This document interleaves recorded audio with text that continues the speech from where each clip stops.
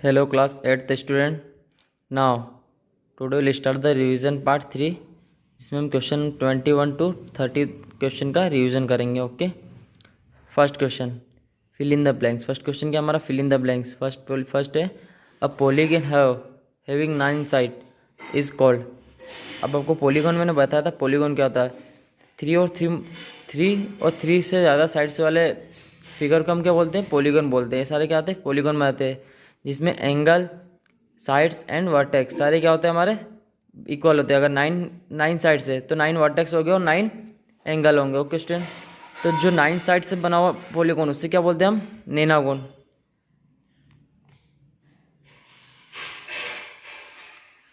Okay student, इससे क्या बोलेंगे हम, nonagon. Okay. Now B parts. All the diagonals of a fill in the blanks polygon lie in the interior of the polygon. अब मैंने आपको chapter में समझाया था, तब मैंने आपको टाइप्स ऑफ पॉलीगन पढ़ाया था, जिसमें मैंने कॉन्वेक्स एंड कॉनकेव पॉलीगन पढ़ाए थे.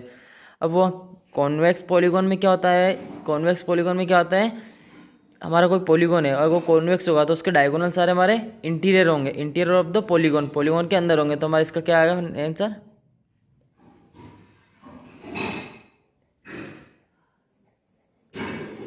Convex. Okay. Now a regular polygon has all. Regular polygon में क्या होता है, अब कॉन्वेक्स और कॉनकेव पॉलीगन तो बता दिया. अब एक और टाइप्स क्या होता है, रेगुलर और इरेगुलर पॉलीगन होता है. रेगुलर पॉलीगन में क्या होता है, रेगुलर पॉलीगन में all sides and all angle क्या होता है, इक्वल होते हैं. तो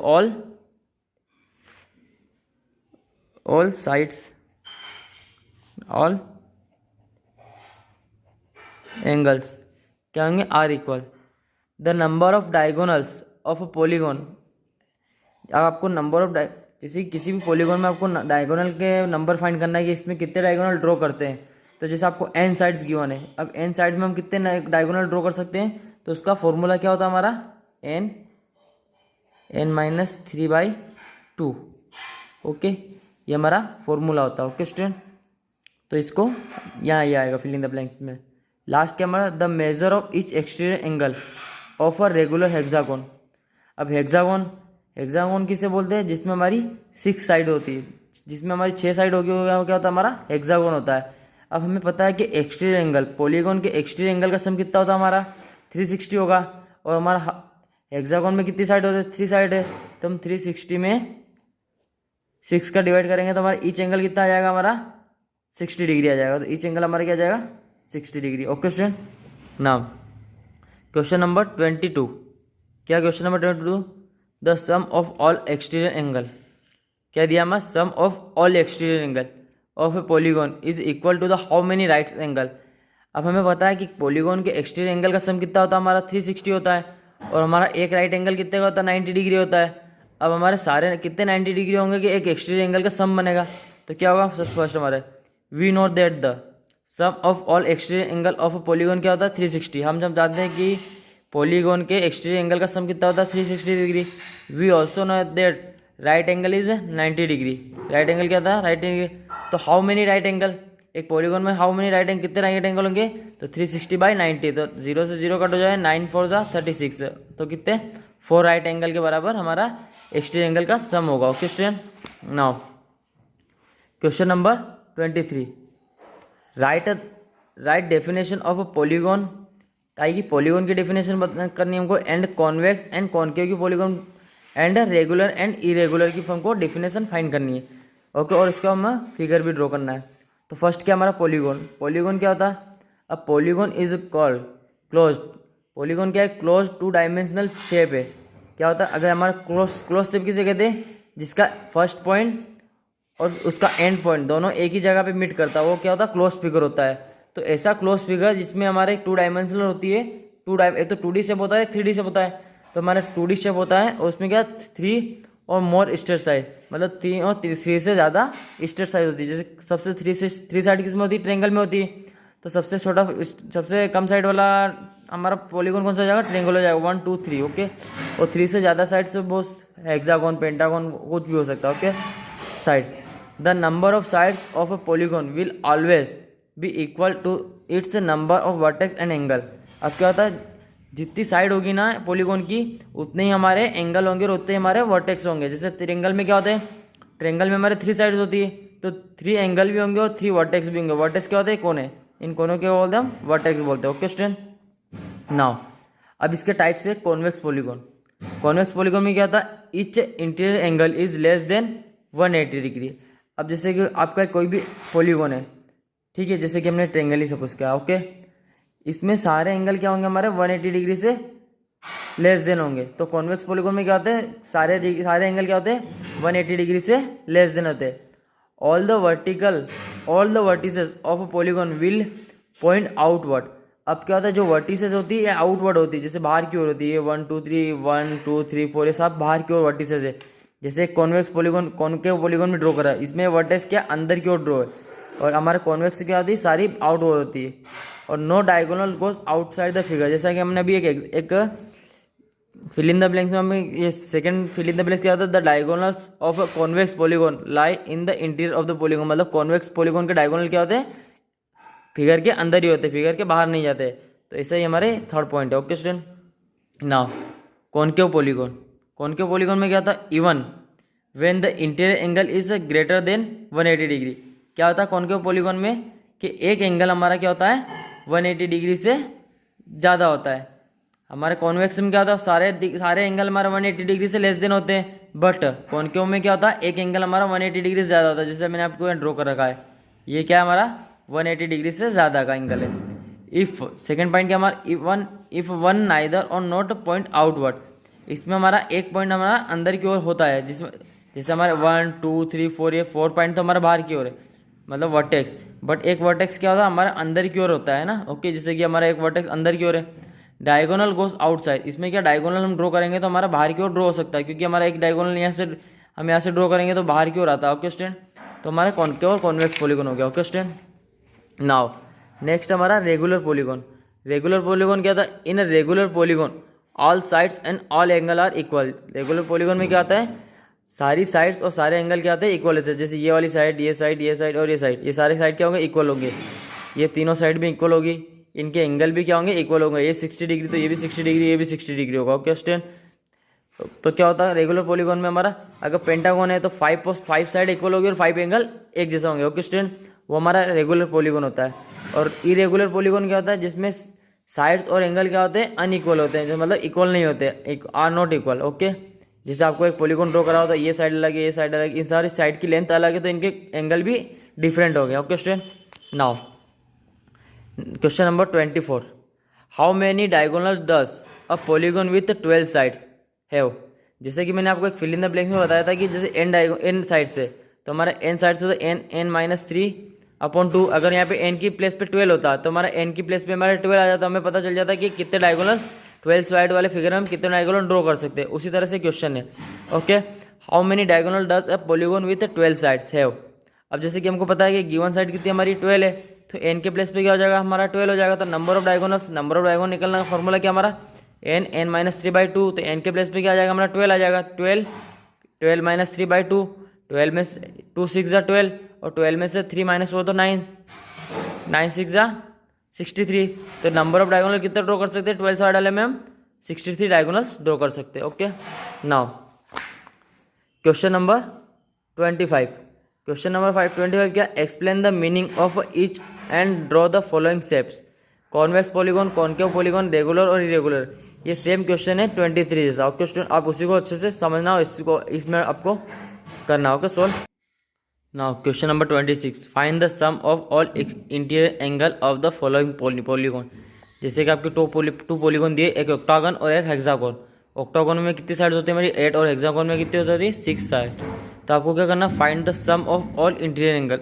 हमारे इंटीरियर एंगल का सम फाइंड करना होता है। जैसे ऑक्टागोन में कितने 8 एंगल होंगे, हेक्सागोन में 6 एंगल होंगे। हमने पॉलीगॉन की डेफिनेशन पढ़ा था कि जितनी साइड्स होते हैं उससे उतने ही एंगल होते हैं और उतने ही वर्टेक्स होते हैं।